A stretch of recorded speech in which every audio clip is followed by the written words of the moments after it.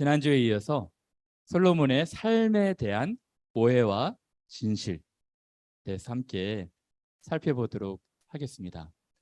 많은 분들이 솔로몬에 대해서 알 때 단편적인 것으로만 압니다. 솔로몬은 굉장히 지혜로운 왕이었다. 하나님께서 지혜를 주셔서 그 지혜로 많은 재물도 얻게 되었고 평화를 누리게 되었다. 솔로몬의 탁월한 지혜로 놀라운 재판을 했다. 그래서 바로 어제 본문 다음으로 솔로몬의 재판 이야기가 나오죠. 또 솔로몬의 성전 공사 부분도 여러분들 잘 알 겁니다. 근데 여러분, 솔로몬이 대체 누구일까? 솔로몬은 과연 우리가 믿고 따를 만한, 본받을 만한 롤 모델, 모범적인 사람이었을까? 솔로몬에 대한 이해가 조금 더 필요하다 생각이 들었어요. 솔로몬은 어떤 사람이었을까요? 정말 우리가 믿고 따를 만한, 본받을 만한 모범적인 사람이었을까요? 이것을 알기 위해서는 사람들의 평가보다는 성경이 솔로몬을 어떻게 평가하는지를 보셔야 됩니다. 성경은 솔로몬에 대해서 어떻게 평가할까요? 열왕기상 본문에는 이렇게 나옵니다. 솔로몬이 여호와의 눈앞에서 악을 행하여 솔로몬이 마음을 돌려 이스라엘 하나님 여호와를 떠남으로. 하나님이 솔로몬을 떠난 것이 아닙니다. 솔로몬이 하나님을 떠난 거예요. 여호와께서 진노하시니라. 여호와께서 그에게 이르시되 네가 내 언약과 법도를 지키지 아니하였으니 내가 반드시 이 나라를 네게서 빼앗아 내 신하에게 주리라. 솔로몬이 단초가 되어서 나라가 두 개로 쪼개집니다. 분열이 돼요. 이것에 씨앗을 제공한 사람이 솔로몬이었습니다. 솔로몬은 그 지혜로 많은 재물과 부귀를 얻고 쌓습니다.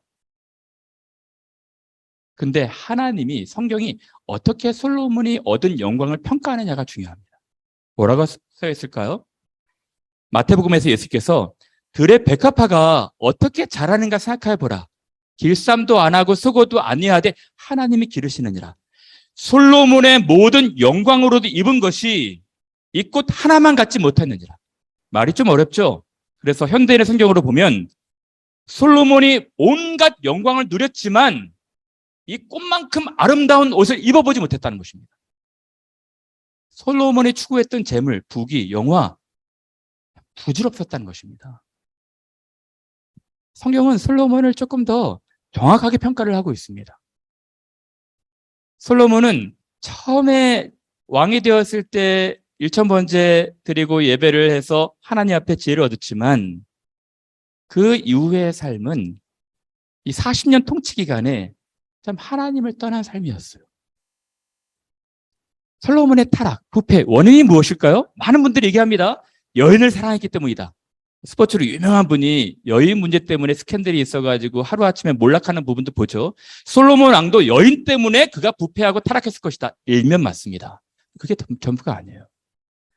솔로몬을 좀 입체적으로 보면 야, 정말 하나님 앞에서 나쁜 짓을 했구나. 정말 하나님이 진노하시기에 충분한 사람이었구나 라는 것을 알게 될 것입니다. 지난주에 본 것처럼 솔로몬은 일천번제를 드리면서 하나님 앞에 지혜를 구했어요. 그가 가장 시급하고 다급하고 절실했던 과제는 지혜였습니다. 돈도 아니고 부도 아니고 장수도 아니고 원수의 생명도 아니었어요. 어떻게 하면 그 왕의 서열에서 한참 늦은 컨텍스트에서 이 백성들을 잘 통솔하고 통치할 수 있을까? 지혜가 필요했었거든요. 하나님이 그것을 마음에 들고 지혜를 주셨죠. 하나님이 솔로몬에게 이르시되 내가 부나 재물이나 영광이나 원수의 생명 멸하기를 구하지 아니하며 장수도 구하지 아니하고 오직 내가 네게 다스리게 한 내 백성을 재판하기 위하여. 이것이 하나님 마음이었습니다. 하나님은 자기의 백성들을 잘 통치하는 지혜로운 왕을 바랬거든요. 억울한 사람이 생기지 않을 수 있도록 재판하는 왕이 필요했어요. 근데 그것을 구한 것입니다. 듣는 마음을 달라. 하나님 너무 기뻤던 것이죠. 그래서 지혜와 지식도 주고 부와 재물과 영광도 주리니 내 전에도 후에도 이러한 일이 없으리라 하시니라. 솔로몬이 이 일천번제를 드리면서 지혜를 구했죠. 지혜를 구하고 나서 하나님께서 그 주신 지혜로 무엇을 했을까요? 오늘 역대하 1장 11절 12절 바로 다음 절에 이렇게 말하고 있습니다. 13절에 이에 솔로몬이 제사를 드리고 기브아에서 예루살렘으로 돌아와 다스렸더라.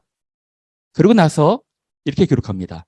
솔로몬이 병거와 마병을 모으며, 우리가 볼 때는 아무렇지도 않죠. 이상하지 않습니다. 그 다음 구절에 왕이 예루살렘에 은금을 돌같이 흔하게 하고, 열왕기상 11장입니다. 솔로몬 왕이 바로의 딸 외에 이방의 많은 여인을 사랑하니 왕은 후궁이 700명이요 첩이 300명이라 그 여인들이 왕의 마음을 돌아서게 하였더라. 전쟁을 위해서 병거와 마병이 필요하겠죠. 그리고 나라의 평안을 위해서 은과 금도 필요하지 않겠습니까? 그리고 정치적 평화를 위해서 정략개론도 필요했을 거예요. 그런데요, 정확하게 이 세 가지를 하나님이 금하신 것입니다. 다른 본문을 갖고 왔는데 거의 흡사한 본문 아니겠습니까? 신명기 본문입니다. 솔로몬 한 500년 전에 모세가 이 광야에서 나중에 500년 후에 왕을 세우겠다는 생각이 나거든 이미 예언하신 거예요. 하나님이 다 예언하시고 나중에 500년 후에 이제 사울, 다윗, 솔로몬 이 왕이 세워질 때 이거는 하지 말아라. 왕에게 이 세 가지는 하지 말아라 라고 하나님이 명령하신 것입니다. 그것이 무엇일까요? 첫 번째, 병마를 많이 두지 말라는 것. 두 번째, 은금을 많이 쌓지 말라는 것입니다. 세 번째, 아내를 많이 두지 말라는 것. 왜 그런지는 제가 조금 더 자세하게 말씀을 드릴게요. 약 500년 전에 하나님이 왕이 세워지거든 왕은 이게 세 가지를 해서는 안 된다. 병거와 마병을 두지 말아라. 은과 금을 쌓지 말아라. 아내를 많이 두지 말아라. 그리고 왕이 해야 될 것이 뭐냐면 율법서를 등사해서 자기 옆에 두고 매일같이 읽으라는 것입니다. 하나님을 경외하기를 배우며 규례를 지켜 행하라. 솔로몬, 하나님이 주신 지혜를 가지고 그가 예루살렘에 들어와서 바로 한 것이 무엇이냐면 하나님의 명령을 어기는 것이었습니다. 하나님을 대적하는 것이었어요. 불순종하는 것이었습니다. 하나님이 하지 말라는 거 다 골라서 했던 거예요. 이것이 그의 타락과 부패의 원인이 되었던 것입니다. 하나님이 주신 지혜로 왕국을 완전히 망가뜨려 버린 것입니다. 그러면 조금 더 자세하게 이 솔로몬이 망가뜨린 원인은 대체 무엇이었을까? 제가 결론적으로 말씀을 드리면 솔로몬이 하나님 명령을 듣지 아니하고 이 나라를 망가뜨린 것은 그의 죄의 핵심은 뭐냐면 불순종이었습니다. 하나님의 명령을 어긴 것이에요. 두 번째는 불순종의 결과는 헛된 허영심이었습니다. 자기 과시요, 자기 자랑, 자기 정욕. 제가 다시 차근차근 말씀을 좀 드리도록 하겠습니다. 첫 번째는 말입니다. 여러분, 고대 사회에서의 말은 굉장히 중요한 의미가 있습니다. 일반인들은 말은 소유할 수 없습니다. 말은 왕과 왕실만 소유할 수 있는 거예요. 왜? 말은 꼭 전쟁이 필요한 것이었기 때문에. 여러분, 고대 사회에서 가장 두려운 것이 무엇이겠습니까? 두 가지인데요. 전염병과 전쟁이었습니다. 언제 전염병이 창궐 해서 죽을지 모르고 언제 전쟁이 터져서 죽을지 모르기 때문에 이 두 가지를 대비하고 싶어 했어요. 그래서 전쟁을 대비하기 위해서는 말은 굉장히 중요한 수단이었죠. 그래서 왕실이 소유했던 것이거든요.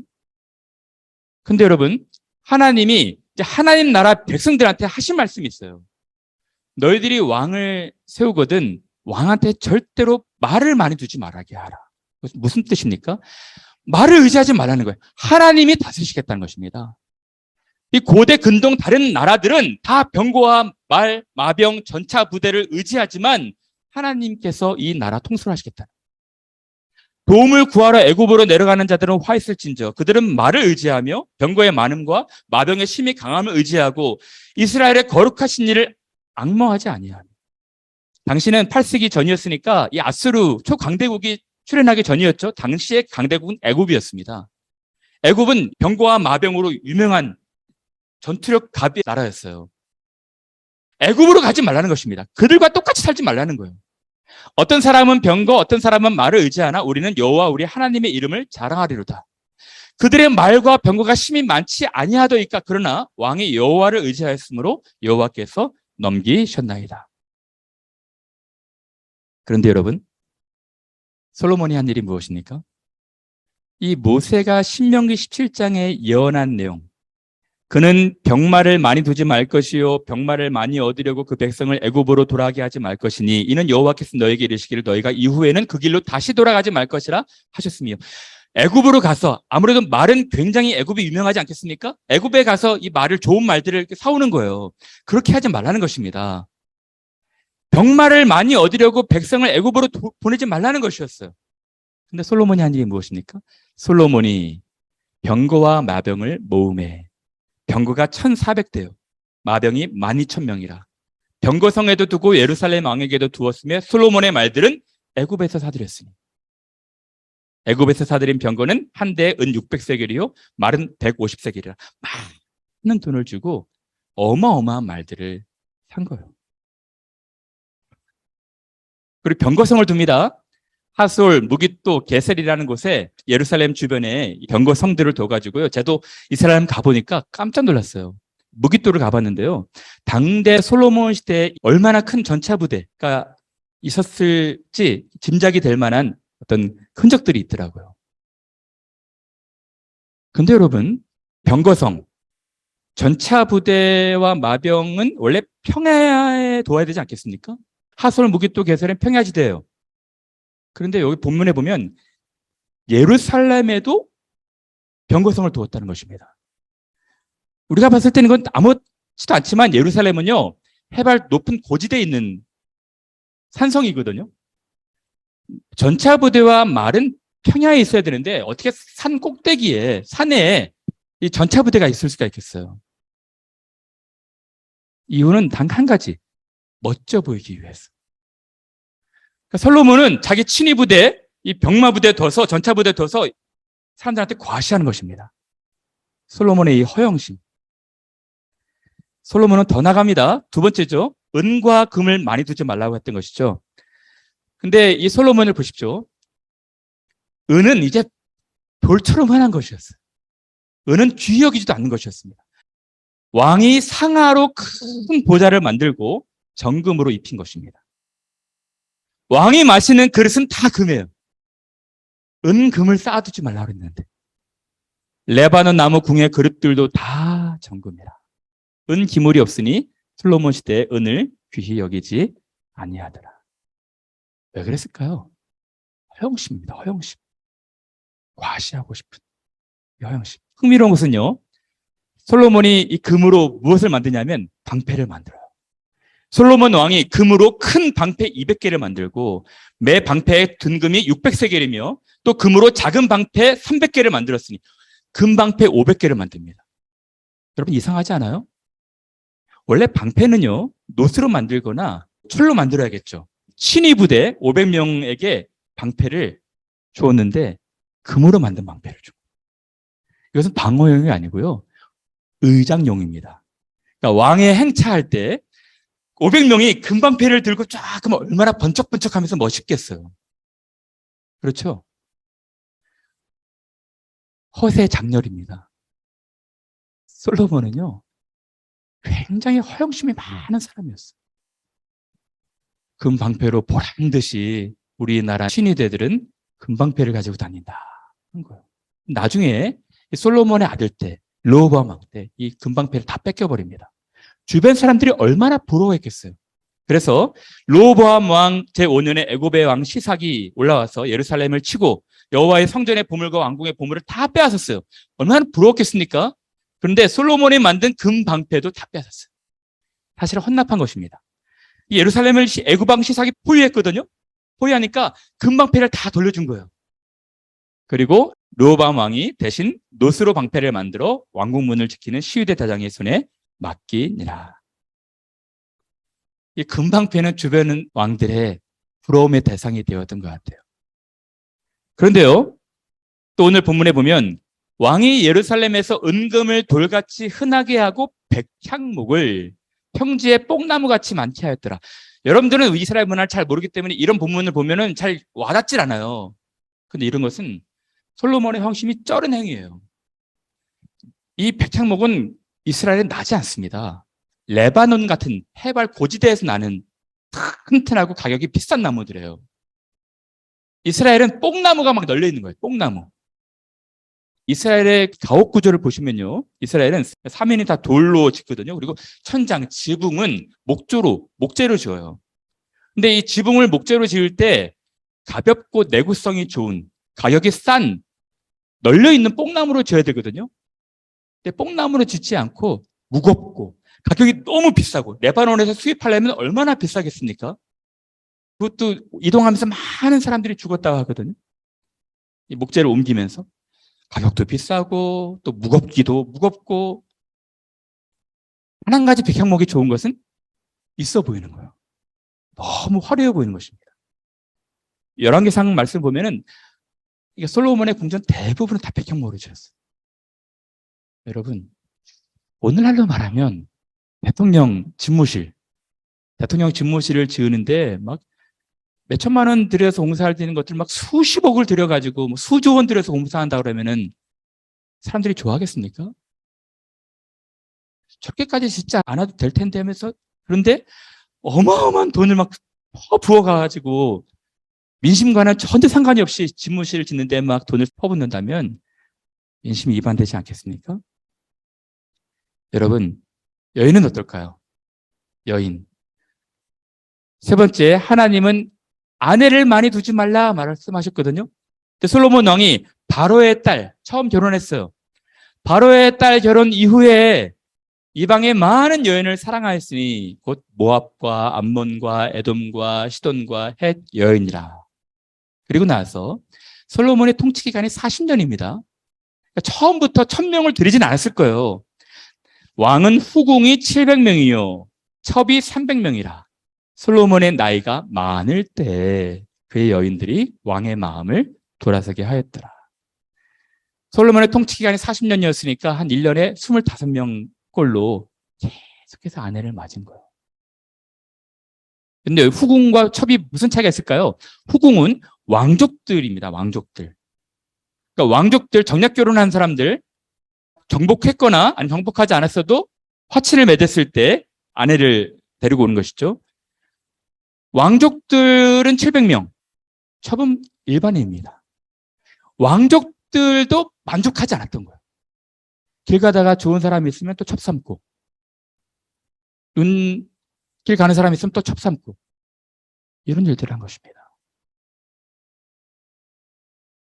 하나님이 그렇게 이방 여인과 결혼해서 미혹되지 말라고 말씀을 하셨음에도 불구하고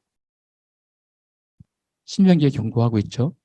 여호와께서 일찍이 말씀하시기를 너희는 그들과 서로 통혼하지 말며 그들도 너희와 서로 통혼하게 하지 말라. 그들이 반드시 너희의 마음을 돌려 그들의 신들을 따르게 하리라. 경고하셨어요. 그런데 솔로몬이 그들을 사랑하였더라. 결과가 무엇입니까? 그 여인들이 데리고 온 산당도 줘주고 나중에 하나님을 떠나게 된 것입니다. 더 흥미로운 사실은요.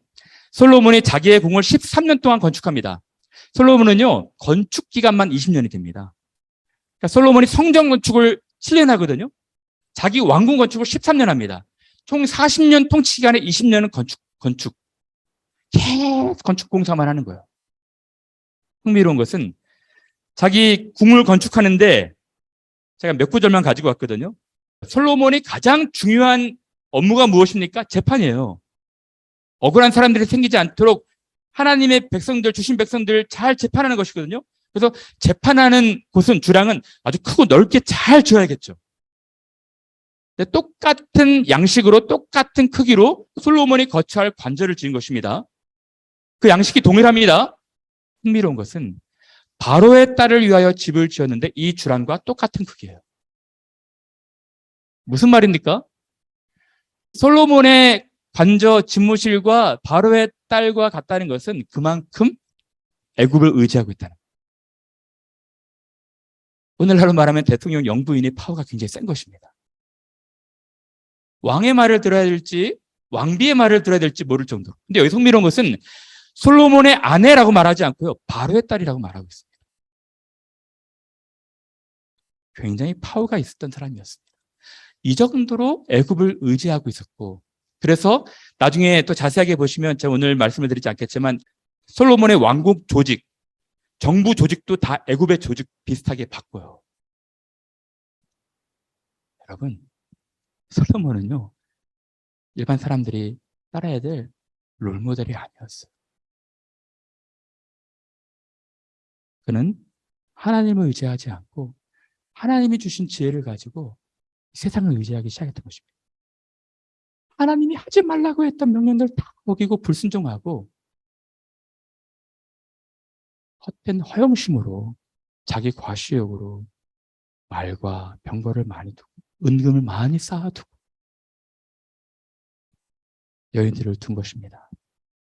여러분, 솔로몬을 망가뜨린 것은 하나님이 하지 말라고 하신 말씀을 어긴 것이었고 이것은 헛된 허영심에서 시작이 된 거예요. 또 한 가지 흥미로운 것을 말씀을 드릴까요? 저는 이 본문을 읽으면서 참 한숨이 나오는 본문이 있어요. 이것입니다. 솔로몬이 이스라엘의 12지방 관장을 둡니다. 이스라엘은 12지파로 구성이 되어 있죠. 12지역으로 구분되어 있습니다. 그 사람들이 무엇을 합니까?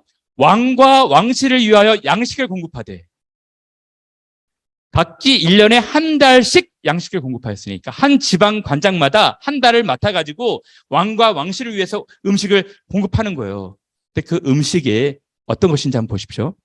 솔로몬의 하루의 음식물은 가는 밀가루가 30고루, 굵은 밀가루가 60고루요, 살찐 소가 10마리요, 초장의 소가 20마리요, 양이 100마리이며 그 외에 수사슴 노루와 암사슴과 살찐 새들이었더라. 하루의 음식물이 소 10마리, 20마리, 양 100마리. 이거 어떻게 다 먹을 수 있겠어요? 물론 왕실 사람들이 함께 먹겠죠. 좋은 부위만, 최고급. 야, 이 정도면 정말 탄핵감 아니겠습니까? 백성들은 먹지 못해서 고생하는 사람들이 있을 텐데 완전 호합하는 것입니다. 예전에 한국에 있는 강남에 있는 모 교회 목사님, 큰 대형교회 목사님이시는데 어느 기자가 고발을 하기에 이 목사님 점심 비용이 한 30만 원에서 50만 원 한 끼에. 그래가지고 어떻게 30만 원에서 50만 원 먹을 수 있느냐. 그것도 대단한 거 아니겠습니까, 진짜? 어떻게 30만 원, 50만 원짜리 음식을 한 끼에 먹을 수 있죠? 여러분, 솔로몬은요, 굉장히 허영심 가득한 사람이었어요. 그래서 여러분, 결과가 무엇입니까? 이 솔로몬이 통치하고 있었던 당시 이스라엘의 민심은 어땠을까요?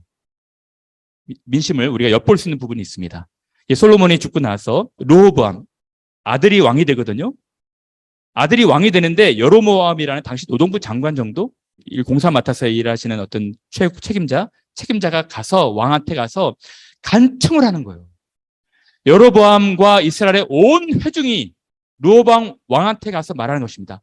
왕의 아버지가 우리의 멍에를 무겁게 하였으나 왕은 이제 왕의 아버지가 우리에게 시킨 고역과 매운 무거운 멍에를 가볍게 해주십시오. 그래야 하시면 우리가 왕을 섬기겠습니다. 무슨 말입니까? 너무 힘이 들었다는 거예요. 솔로몬 왕실 정부 때문에.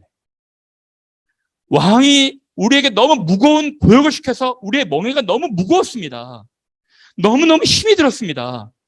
르호보암 왕이요, 이제는 좀 가볍게 해주십시오. 르호보암 왕이 내가 아버지보다 더 강하게 너희들 통치할 것이다. 그래서 나라가 쪼개진 거예요. 그래서 북이스라엘과 남유다가 쪼개진 것입니다. 이 단초는 솔로몬이 제공한 것이었어요. 솔로몬이 어떤 인물인지 이제 입지적으로 볼 수가 있겠죠. 근데 솔로몬이 이런 일들을 할 때 하나님이 그냥 내버려 두셨을까요? 그냥 물끄러미 뒷짐지고 이렇게 보고만 계셨을까요? 그렇지 않습니다. 하나님이 한 마음으로 야단치시고 훈계하셨어요. 2번이나. 이렇게 말씀하십니다. 솔로몬이 마음을 돌려 여호와를 떠남으로 여호와께서 그에게 진노하시니라. 여호와께서 일찍이 2번이나 그에게 나타나시고 말씀하시는 것이죠. 솔로몬아, 내가 처음에 일천번제를 드릴 때 듣는 마음을 달라고, 백성들을 잘 재판하게 해달라고 그렇게 기도하지 않았니? 내가 신명기에서 이 세 가지를 왕이 하지 말라고 말하지 않았니? 말씀하시는 거였어요. 네가 내 언약과 내가 네게 명령한 법도를 지키지 아니하였으니 내가 반드시 이 나라를 네게서 빼앗아 내 신하에게 줄 것이다. 그래서 여로보암이 열지파를 떼가지고 북이스라엘을 만든 것입니다. 하나님의 예언대로 된 거예요. 사랑하는 여러분, 이제 말씀을 마칠까 합니다. 오늘 이 솔로몬의 삶이 우리에게 주는 교훈이 무엇일까요? 먼저는 이 솔로몬에 대해서 조금 더 자세히 살펴보고 우리에 대해서 적용해 볼까 합니다. 먼저는 솔로몬에게 주는 교훈이 무엇일까요? 솔로몬이 하나님 앞에서 간절하게 시급하고 다급하고 절실한 문제를 가지고 기도했어요. 왕의 서열도 10번째이고 아도니아도 반역을 하고 있고 민심도 자기한테 오는 것 같지 않고 사울 왕과 다윗 왕에 비해서 자기의 능력도 출중하지 않고 어린 아이 10대 후반밖에 안 되어서 아무것도 하지 못하기에 하나님 정말 제게 지혜를 주시면 주의 백성들을 잘 다스리겠습니다. 제게 지혜를 주십시오라고 기도했거든요. 하나님 기뻐하시고 지혜를 주셨어요. 그런데 여러분, 그 지혜를 얻자 마음이 변심한 것입니다. 하나님이 하지 말라고 한 것 불순종하기 시작한 거예요. 은과 금을 많이 쌓고 말도 많이 두고 여인도 내가 생각할 때 내 지혜로 이렇게 하면 좋겠다. 이렇게 살면 좋겠다. 해가지고 불순종한 것은 이제 어떤 허영심으로 자기 과시욕에 툭 쩔어가지고 산 것입니다. 근데 여러분, 이제 솔로몬이 하나님 앞에 다시 돌이켰을까요? 솔로몬의 후반, 말년에 어떠한 하나님과의 교제가 있었을까요? 이것을 우리가 전도서에서 볼 수가 있는 거예요. 전도서에서 이렇게 말합니다. 다윗의 아들 예루살렘 왕 전도자의 말씀이라. 전도자가 이르되 헛되고 헛되며 헛되고 헛되니 헛된 것이 되도다. 내가 해 아래에서 행하는 모든 일을 보았는데 모두 다 헛되어서 내가 바람을 잡는 것 같았다. 하나님 주시는 그 지혜로 자기의 생각대로 이렇게 하면 되겠지? 이렇게 하면 되겠지? 하고 살아봤지만 헛되었다는 것입니다. 인생 말년에 깨달은 거예요. 헛되고 헛되며 헛되고 헛되니 그런 것이 헛되었도다. 그리고 말합니다. 내가 내 마음속으로 말하여 이르기를 보라 내가 크게 되고 지혜를 더 많이 얻었으므로 나보다 먼저 예루살렘에 있던 모든 사람들보다 사울 왕보다 다윗 왕보다 내가 더 훌륭한 왕이다. 그렇게 자신만만하지 않았겠습니까? 이것도 바람을 잡으려는 것인 줄 깨달았도다. 지혜가 많으면 번뇌도 많으니 지식을 더하는 자는 근심을 더하느니라. 이제 깨달은 거예요. 하나님을 떠나서 여인들로 인해서 돌이켰지만 이것은 참 헛되고 부질없는 삶이었구나. 보좌에 정금으로 입히고 온 그릇들은 다 정금으로 싸고 은도 귀여기지 않는 이런 부귀영화를 다 누려봤지만 하나님을 떠난 인생의 삶은 참 헛된 것이었구나. 그리고 그가 고백한 것은 하나님을 경외하는 것. 이것이 사람의 본분이구나. 이것이 정말 진정한 삶이구나. 그리고 고백합니다. 내 아들아, 이것들로부터 경계를 받으라. 이래 결국을 다 들었으니 하나님을 경외하고 그의 명령들을 지키죠. 자기는 다 어겼거든요. 다 어겼어요. 자기의 지혜로. 그것이 아니야. 하나님을 경외하는 것이 사람의 본분이었구나. 그의 명령, 계명을 지키는 것이 사람의 본분이었구나. 하나님은 모든 행위와 모든 은밀한 일을 선악간에 심판하시는 분이구나. 깨달았던 것입니다. 사랑하는 여러분, 그러면 오늘 이 솔로몬의 삶, 솔로몬의 일대기가 우리에게 주는 교훈이 무엇일까요? 똑같습니다. 단어만 바꿨어요. 사람만 바꿨습니다. 첫 번째는 하나님이 여러분들에게 지혜를 주셨다는 것 여러분 아십니까? 신자들은요, 하늘로부터 오는 신령한 지혜를 얻은 것 아십니까? 많은 사람들은요, 심지어 철학자들도 인간이 어디서 태어나고 어디로 향하고 어떤 목적을 가지고 살아야 되며 어떤 삶이 진정한 삶인지 몰라요.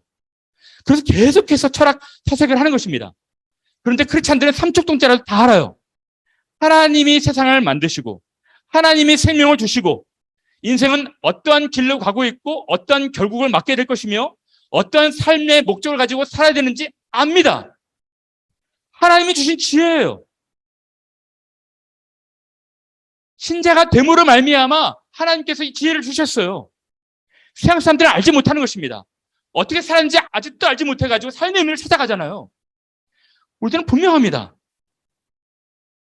인생의 목적, 인생의 방향, 인생의 삶이 어떠한 삶이 정말 가치 있는 삶인지 다 압니다. 말씀이 얘기해 주고 있지 않습니까? 우리 인생 가운데 하지 말아야 될 것, 세상에 있는 것들 사랑하지 말아라. 하나님께서 다 우리에게 계명을 주셨어요. 여기 선을 넘어가면 내 인생이 불행해질 것이다. 어떤 삶을 살아라. 하나님이 기뻐하시는 삶에 대해서 다 얘기하셨어요. 그런데 우리의 문제가 무엇입니까? 우리의 문제도 솔로몬과 다를 바 없어요. 하나님이 주신 지혜를 가지고 악용하는 것입니다. 불순종하는 거예요. 하나님 말씀 뒷전으로 하는 것입니다. 그리고 자기 지혜로 살아가는 거예요. 헛된 허영심으로. 어떻게 하면 세상에서 무엇을 얻을까 하면서 구걸하면 다니는 것입니다. 하나님 없는 인생이 되어서. 제가 주중에 어떤 분하고 교제를 했는데 깜짝 놀랐어요. 한국에 사는 사람들이 얼마나 허영심에 쩔어 사는지. 우리 아내도 그런 어떤 프로그램을 봤는데 뭐 그렇게 부자도 아닌데 어느 방에 들어가면 뭐 명품 백이 막 즐비해 있다 하더라고요. 차도 그렇고 집도 그렇고 그렇게 살아도 될까 싶을 사람인데 막 너무너무 보란듯이 안목의 정욕, 육신의 정욕에 쩔어가지고 사람들 보란듯이 막 큰 차 굴리고 다니고 좋은 집 살려고 하고 막 남들이 보이는 어떤 그 삶들을 살고자 하고 뭐 보질없는 것입니다, 여러분. 제발. 우리들이 해야 될 것이 무엇입니까? 하나님 말씀을 순종하는 거예요. 육신의 정욕이나 안목의 정욕 떠나는 것입니다. 그리고 하나님이 주신 사람들 사랑하고 하나님 앞에서의 참된 경건은 사회 취약계층, 어려운 사람들, 우리보다 못한 사람들을 돌아보고 섬기고 우리 사람 흘려보내고 그것이 가치 있는 삶인 것이죠. 여러분 제발 세상 사람들처럼 헛된 허영심으로 살아가지 마십시오. 우리가 해야 될 것이 무엇입니까? 하나님을 경외하는 것입니다. 일의 결국을 다 들었으니 내 아들아 경계를 받으라. 하나님을 경외하고 그의 명령들을 지킬지어다. 이것이 사람의 본분입니다. 우리 사랑하는 캠브리지 하는 교회는 그런 교회가 됐으면 좋겠어요. 하나님을 경외하는. 하나님을 경외한다는 것이 무엇입니까? 우리를 부인하고 하나님을 주인으로 모시는 거예요. 주인의 말씀에 순종하는 것입니다. 주인이 하라 하면 하고 하지 말라 하면 하지 않는 것입니다. 이것이 하나님을 경외하는 것이 이것이 진정한 삶인 것이죠. 왜? 하나님 우리를 너무 사랑하시니까. 말씀하시잖아요. 하늘 백성들에게 하나님 나라 백성들에게 말씀하시잖아요. 아무것도 염려하지 말아라. 무엇을 먹을까 입을까 마실까 염려하지 말아라. 이것은 너희 하늘에 계신 아버지께서 다 아시는 것이다. 그리고 말씀하십니다. 들의 백합화가 어떻게 자라는가 생각하여 보라. 하늘에 나는 공중에 나는 새가 어떻게 자라는가 생각해 봐라. 하나님이 다 먹이고 입히시거든. 너희가 뭐냐.